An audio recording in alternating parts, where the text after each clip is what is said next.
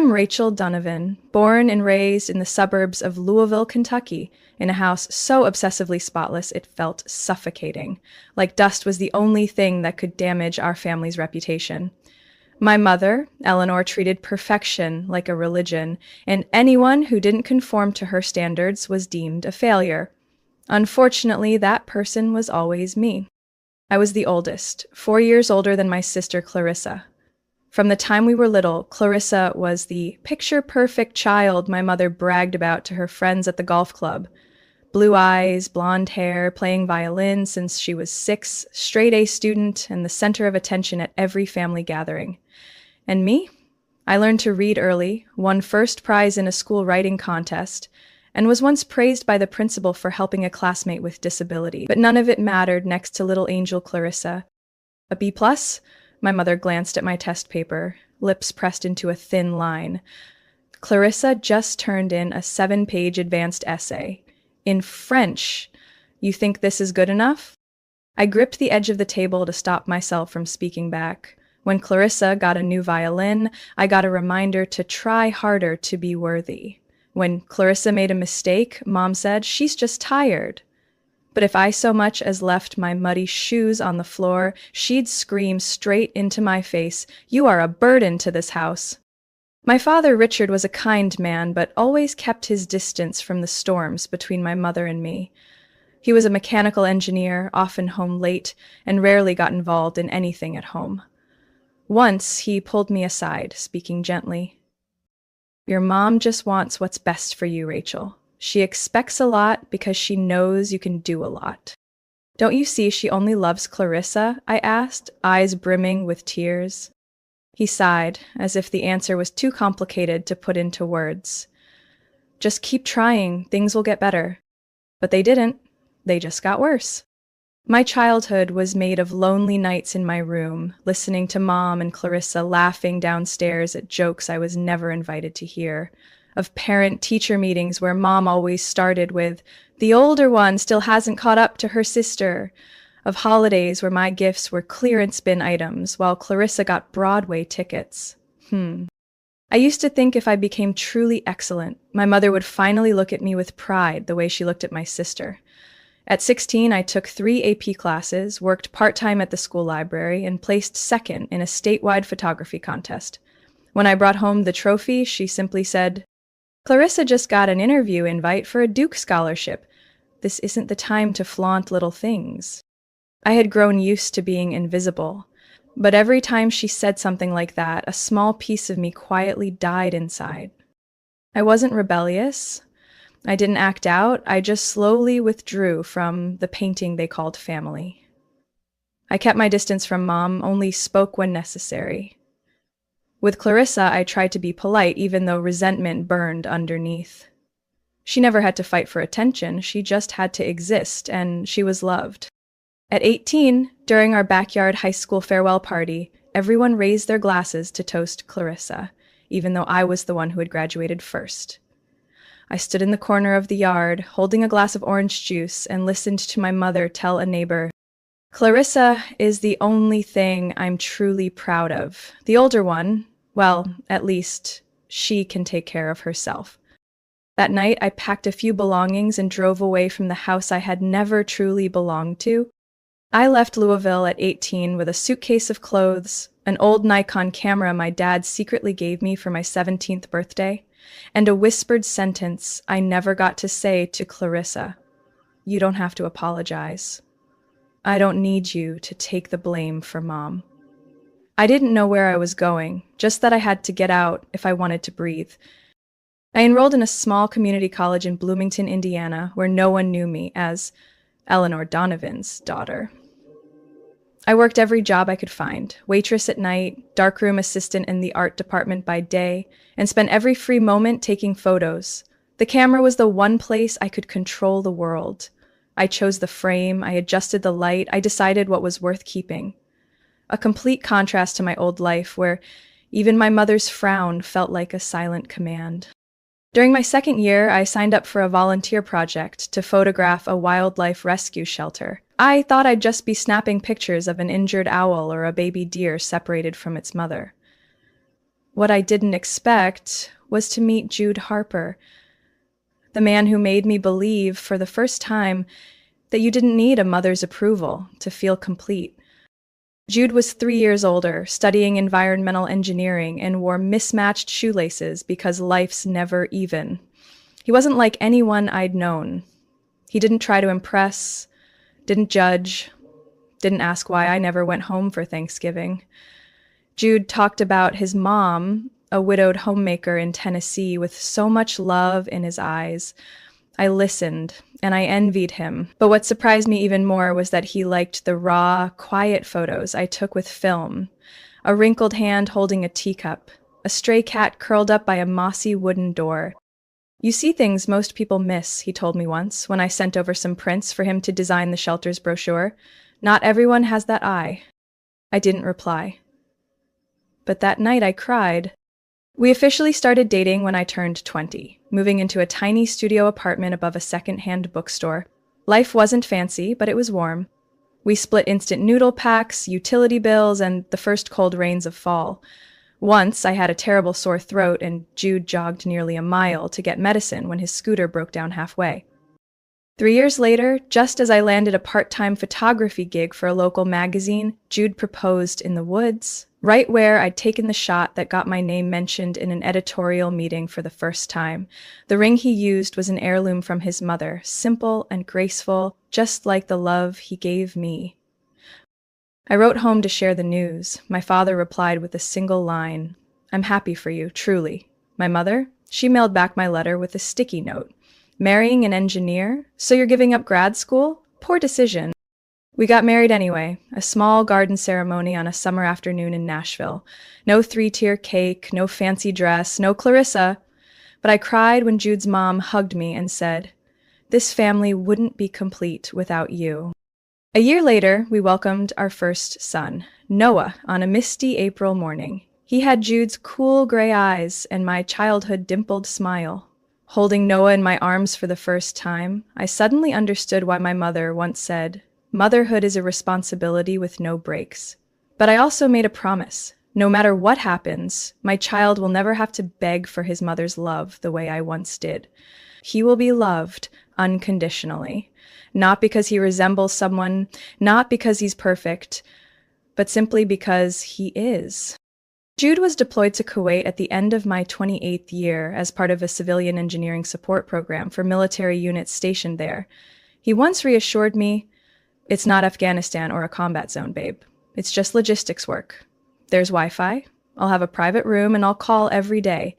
And he did call every morning at 6:30 before Noah woke up and I got ready to head to the photo studio. We told each other everyday things, the kind most people wouldn't think mattered, but they were the only threads keeping us connected across the distance. In March, I got a phone call in the middle of the night, a stranger's voice, firm but gentle. "Ms. Donovan? This is Sergeant Albertson. I'm so sorry to inform you. There's been an explosion at the base. Your husband, Jude Harper, didn't make it." I couldn't cry, couldn't scream, couldn't breathe. I just sat still, on the kitchen floor in the dark, still holding the half-warmed cup of milk I'd been heating for Noah. The funeral was held at the National Cemetery in Nashville, the place Jude once joked about. "That place is beautiful, but I'm not booking a spot there anytime soon." I held Noah, just 4 years old then, beside the flag-draped coffin. He didn't understand why Daddy wouldn't wake up, why Mommy had gone so quiet. Every word of comfort turned to noise. The only thing I heard clearly was Jude's silence, a silence that would never end. We moved into a 2-bedroom apartment in Hendersonville, close to Noah's school and near enough for me to take a full-time job at a private preschool. I put my freelance photography on hold, only taking weekend gigs if I had the energy. Living expenses were mostly covered by the military's death benefit support, but nothing could fill the hollow space inside me, or inside Noah. And just like I feared, my mother showed up. At first, it was gifts. A Lego set worth over $300 arrived from Eleanor, along with a card. "Noah deserves the best. Don't let him miss out just because he lost his father." Then came the bike, the smartwatch, the educational toys. Each gift carried a silent message. You're not enough for him. I knew what she meant. Clarissa was living in Franklin with her husband, a dentist, and their twins, Olivia and Sophia. My mother called them the picture-perfect American family. She hung their photos in the hallway, sent me piano class schedules for reference, and regularly repeated, "Shouldn't you enroll Noah in something?" Clarissa started the girls at 3. Every holiday, I had to listen to things like, "Sophia's already reading Harry Potter. What about Noah?" Or, "Olivia's been tying her shoes since she was 4. Your boy still can't?" Ridiculous. Noah was the one who hugged me tightly every time I stared too long at Jude's photo. He didn't need to perform. His kindness spoke volumes. My dad, still the same, played peacemaker. He quietly slipped me cash on Noah's birthdays, called to check in when Eleanor wasn't around. I knew he felt guilty, but his silence during that Christmas party, when my mother scolded me in front of the whole family for dressing Noah in a coat that wasn't festive enough, told me he would never truly stand up for me. I kept quiet for Noah, because he loved his grandma, because I feared he'd lose everyone else in the family. But after one birthday night, as I was cleaning the kitchen littered with wrapping paper and cake crumbs, Noah asked in a small voice, "Mom, why did Grandma say Daddy wasn't as good as Aunt Clarissa's husband?" I froze. He was only 6, but that little heart already felt the difference, even if no one ever spelled it out. I pulled him close, kissed his hair, and whispered softly, "Your dad was the best man I've ever known. Not everyone sees that, but you remember this. Your dad was a hero." That night, I sat alone, staring at the dim light spilling from Noah's room, and for the first time since Jude passed, I wrote it all down. In my journal, I wrote, "If Mom keeps using love as a leash to control my son, I won't stay silent anymore." That morning started like any other. Noah, now 8 years old, was running excitedly around the house, clutching his red backpack, begging me to let him go to the skate park with some of his classmates. "Just for 1 hour, Mom. Mason and Mr. Alex are coming too." I glanced at the clock. There was still time to swing by the market for some vegetables and come back to edit the wedding shoot from the day before. "All right," I said, tightening the strap on his helmet under his chin. "But I'll be there at exactly 10 o'clock to pick you up. And don't take off your helmet, you hear me?" Noah nodded, kissed my cheek, and zoomed off on his favorite skateboard. I didn't know that would be the last time for weeks I'd see him standing upright. The call came at 10:17 a.m., just as I was adjusting the lighting in the studio. An unknown number. I almost didn't pick up. "Ms. Donovan," a woman's voice said urgently, "we're calling from the emergency room at Centennial Medical Center. Your son, Noah, was in a serious accident at the skate park. He's in critical condition." I dropped my camera. The world around me instantly warped, like someone had twisted the axis of reality. I don't remember how I got to my car, how many red lights I ran to get to the hospital. By the time I arrived, doctors had already taken Noah into emergency surgery. He had suffered a severe traumatic brain injury, a fractured pelvis, 3 broken ribs, and signs of pulmonary hemorrhage. "We're doing everything we can," the doctor said through a face shield, "but the first 48 hours are crucial." I sat frozen on the cold plastic chair outside the ICU, clutching a flimsy hospital blanket. Inside, my son lay still as stone, tangled in wires and tubes, a breathing machine lodged deep in his throat. His face was bruised purple, and half of his head had been shaved for surgery. I couldn't recognize the boy who used to snuggle into my arms every night, who used to jump with joy when I got his favorite oatmeal cookies just right. I didn't dare close my eyes. I was afraid that if I did, Noah would be gone. On the first day, I refused to eat, refused to go to the bathroom. I just stood like a statue next to his bed. Every time the heart monitor skipped even half a beat, my own heart shattered. The doctors urged me to rest, but I couldn't. I had lost Jude when I wasn't by his side. I wouldn't make that mistake again. In those first harrowing days, it was the people unrelated to us by blood who showed up. Amber, my coworker from the preschool, brought me a bag of clean clothes and a phone charger. Greg, my friend's ex-husband, brought me hot coffee every morning because he knew I couldn't leave. Even the bookstore owner near my place texted, "I cleaned out your fridge and took out the trash. Your home is safe." Meanwhile, my mother never showed up.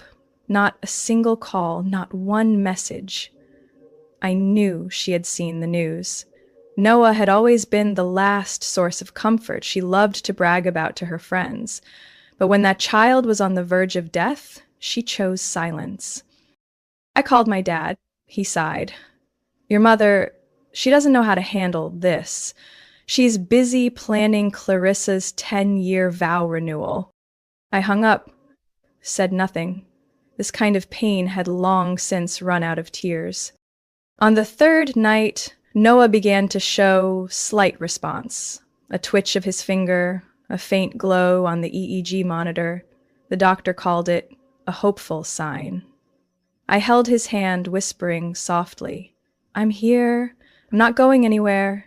If you can hear me, fight, just like your dad did. You are Jude Harper's son. You are the last light I have left."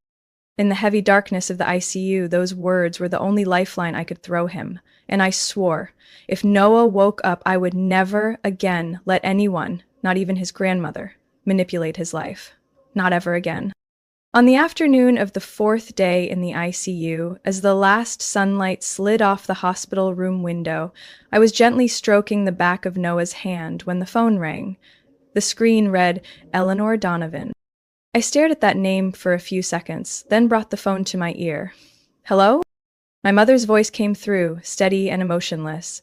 "Rachel, can you come home to help prepare Clarissa's birthday party? It starts tomorrow evening at 7, but the restaurant needs someone to go over the guest list and arrange the flowers. I can't do it all by myself."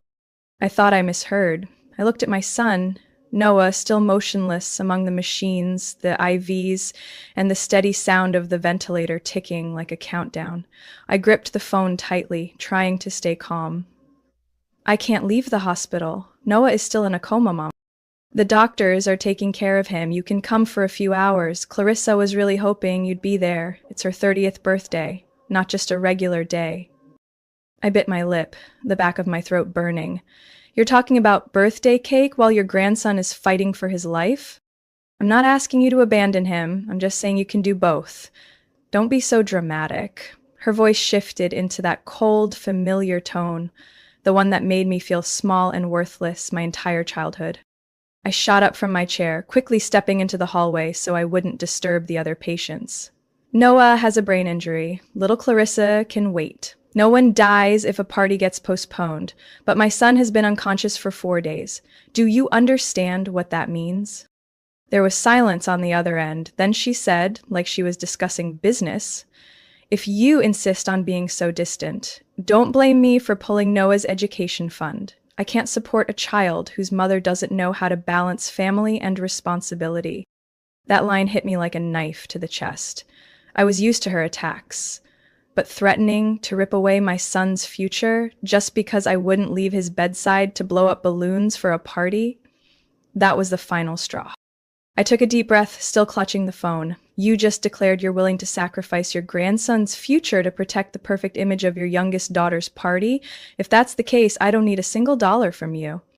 "Don't be disrespectful, Rachel. I'm your mother, and I have the right—" "No. You only have rights as long as I allow them." I cut her off, my voice shaking but firm. "Noah is my responsibility, and I'll raise him not with money that comes with strings attached, but with unconditional love.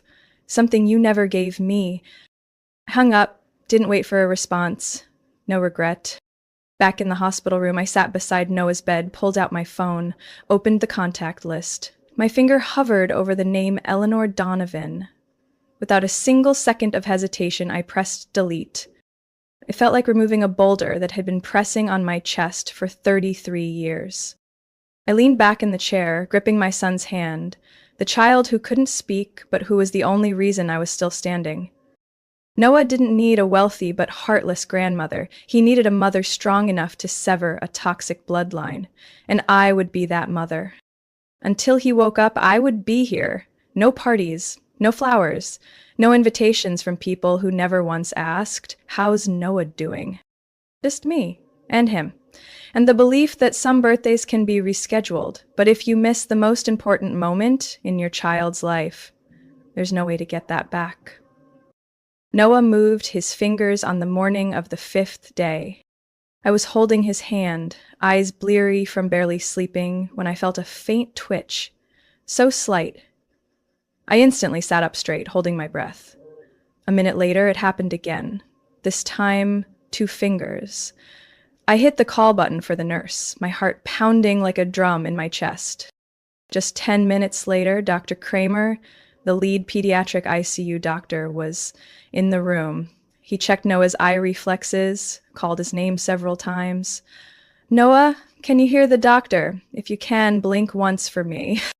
We waited. 1 second, 2. Then his right eye fluttered, his eyelid lifted slightly and blinked once, slowly. Tears spilled down my face immediately. The doctor nodded, unable to hide his relief. "This is a good sign. The brain is responding. Your son is coming back." They kept Noah under close observation, still on the ventilator, but with each passing day, I saw more light returning to his eyes. When I told him little stories about the neighbor's dog or the time we got lost in the forest preserve last year, the corner of his mouth lifted ever so slightly, like he was trying to smile. I knew he was listening, and I knew that me staying, not even leaving for a minute, was the one thing anchoring Noah to this world. On the afternoon of the 7th day, the ICU door swung open. My mother, Eleanor, walked in as if she'd just come back from vacation, not visiting her grandson recovering from a brain injury. Behind her was Clarissa, wearing a blush pink silk dress, holding a gift bag with a gold ribbon. I immediately stepped in front of the door. "Did you call the nurse?" "Why would I?" She raised an eyebrow. "We're family. This is an intensive care unit. No one enters without my or the doctor's approval. It's hospital policy." Clarissa stepped forward, her voice soft as usual. "I just wanted to visit Noah for a bit. I brought him, your son, a rowboat building set." "Thank you," I replied calmly. "But right now, Noah can't handle any stimulation. The doctor has asked for minimal noise and no unfamiliar faces." "You're calling Mom and me strangers?" Clarissa blinked, looking genuinely hurt. I exhaled slowly. "I'm talking about how Mom didn't send a single text or ask how he was for 5 days, and now, when my son finally wakes up, she shows up. For what? To see if I was wrong for not skipping the hospital to blow up balloons for Clarissa's birthday party?" Eleanor crossed her arms, no longer hiding her anger. "With that attitude, it's no wonder Noah is so weak. Kids need toughness." It felt like a slap, but this time I didn't back down. "My son is not weak. He survived brain surgery, broken bones, internal bleeding. He's stronger than anyone in this room, and you? If you can't say anything kind, then don't say anything at all." Clarissa tried to speak, but I raised my hand to stop her. "You can see Noah 5 minutes. No party talk, nothing that could upset him, and if I see the slightest sign of stress, this visit is over." They reluctantly nodded. I stepped aside to let them in. Noah opened his eyes when he heard Clarissa's voice, tired but responsive. His grandmother approached, placing her hand at the foot of the bed. "Hello, sweetheart," she said, her tone softer than usual. "You gave everyone quite the scare." Noah blinked. I wasn't sure how much he understood, but his gaze shifted to me the moment she finished speaking. A guarded look. Exactly 5 minutes later, I stepped in, firm but gentle. "That's enough. Noah needs rest." My mother looked like she was about to protest, but after seeing my face, she simply adjusted her scarf and turned away. Before walking out, she looked back. "You'll regret how you behaved today, Rachel." I responded with a cold smile. I used to regret staying silent for too long, but from now on, I won't be silent anymore. I locked the door behind them and returned to Noah's bedside. He had closed his eyes again, but his hand still clasped mine, slightly, but I could feel it. I leaned in and whispered, "You won't have to endure conditional love like I did, Noah. I'll protect you, no matter what." In the hallway, the sound of heels faded. In the room, the monitor beeped steadily, the sound of life. And for the first time in my life, I felt truly at peace. 3 days after my mother left the hospital with that icy warning, I got a call from her old family lawyer. Mr. Peterson. Donovan, he began cautiously. I've been authorized to inform you that Miss Eleanor has officially withdrawn all financial support for you and your son, including Noah's education fund and any share in the family estate. I simply nodded, thanked him, and hung up. No tears, no shock. The only thing I felt was a lightness in my chest, like removing a rusty fish hook that had been embedded in my skin for years. I immediately reworked our entire budget. The expenses I used to think were manageable now had to be eliminated. Noah's evening STEM classes? I found a free program at the community center. Toys ordered through Amazon Prime, canceled. Our weekly takeout meals replaced with mom and son cooking nights using discounted brown rice and clearance vegetables. I took on a weekend job at a wedding photography studio, plus remote editing gigs for 2 former colleagues. I also enrolled in a night portrait course, hoping to upgrade my skills and eventually take on more freelance work. Every night after Noah went to bed, I sat in front of my computer, eyes stinging from fatigue, but my spirit brighter than ever. Every dollar I earned now came with no strings attached, no judgmental glares, no biting remarks like, "Without me, you two wouldn't survive." As for Noah, he was recovering little by little, like a seedling digging back into the soil after a storm. At first, it was a few shaky steps with a walker. Then he could sit up by himself, eat porridge with his left hand. His right was still weak. 1 month after the accident, he read an entire page of Spider-Man comics, even though he paused often to ask for help.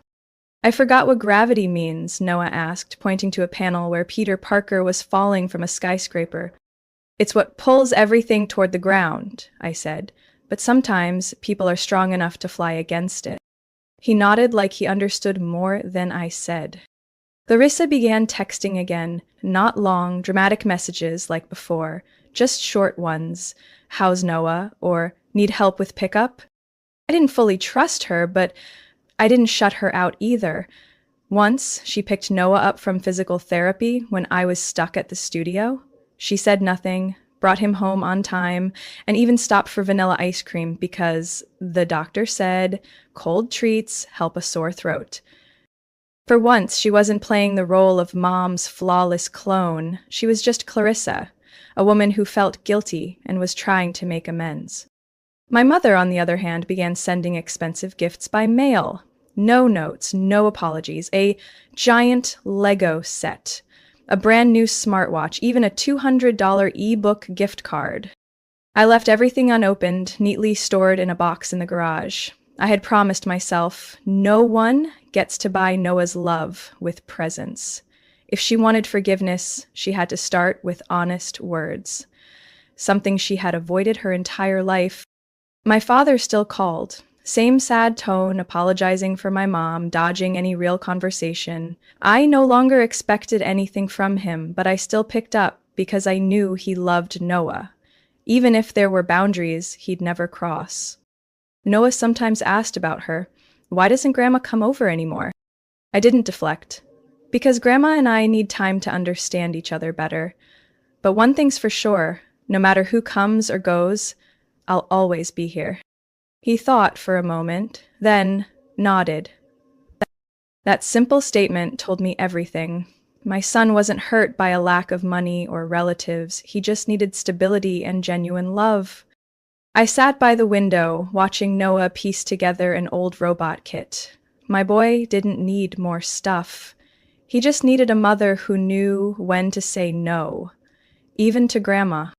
And if the price of that was giving up college funds, inheritance, or grand birthday parties, I'd choose it all over again, without regret. 1 year after the accident, Noah walked steadily into our tiny kitchen, wearing a charcoal gray hoodie and clutching the robot model he had designed himself. His hair was neatly trimmed, hanging slightly over his forehead, covering the thin scar that traced his left temple, the only reminder of those haunting ICU days. You sure you only want 6 people for your birthday? I asked, stirring a pot of hot chocolate. Yes, Mom. I don't want anyone pretending they're happy to be here, Noah replied, his tone calm and far older than his 9 years. In the living room, Amber was hanging up a handmade Happy Birthday Noah banner cut from recycled paper. Clarissa, who had come early with a cake from a local vegan bakery, was setting out paper plates with Mason, Noah's best friend since preschool, who had stuck by him through the worst. There was no sign of Eleanor, and not a single gift from her was allowed through our apartment door. After nearly 8 months of silence, my mother had sent one short message. If you want to rebuild this relationship, you need to start by apologizing. I read it, then deleted it. No response. Noah never asked about her again after I explained. Grandma needs to learn how to love people without trying to control them. He understood that lesson faster than I ever did. The small birthday party was warm and simple. No wine, no flashy guests, no pro photography. Just laughter echoing from our third-floor apartment, slightly overbaked homemade cookies, a few small boxes filled with books and robot parts, and one candle lighting the eyes of a child who had walked through fire and come out glowing. After everyone left, Noah sat beside me, hugging his knees, eyes deep in thought. "Ma?" "Yes, sweetheart. If someday Grandma wants to see me, would you let her?" I looked at my son. That scar was still there, but behind his eyes was a peace it had taken me decades to find. "I won't stop you," I said gently. "But I'll always tell you the truth about the past so you can make your own choice, with understanding and self-respect. If she still believes she did nothing wrong, then I don't need to try to make her happy." I stared at him, overcome with emotion. "That's something it took me 30 years to learn," I whispered. "You learned it before I did, and I'm prouder of you than you know." Noah rested his head on my shoulder. "I think Dad would be proud too. Because you didn't give up, because you protected me, even when it meant standing up to your whole family." We sat like that, just the two of us, watching the city lights flicker through the window. I no longer felt empty when I thought about my old family. I no longer craved validation from people who only offered love as a transaction. Family, I had come to understand, is made up of those who choose to stay, not out of duty, not out of guilt, but out of love. Amber is family. Clarissa, with all her quiet efforts to make amends, is slowly becoming part of that circle. And Noah, the brave boy who once lay motionless beneath the hum of ventilators, is living proof that unconditional love can breathe life back into even the most broken soul. I'm still not wealthy. I still work 2 jobs and count every bill, but I've never felt more whole. When Noah finally dozed off on my shoulder, I gently laid him down, tucked a blanket over him, and sat in the quiet alone.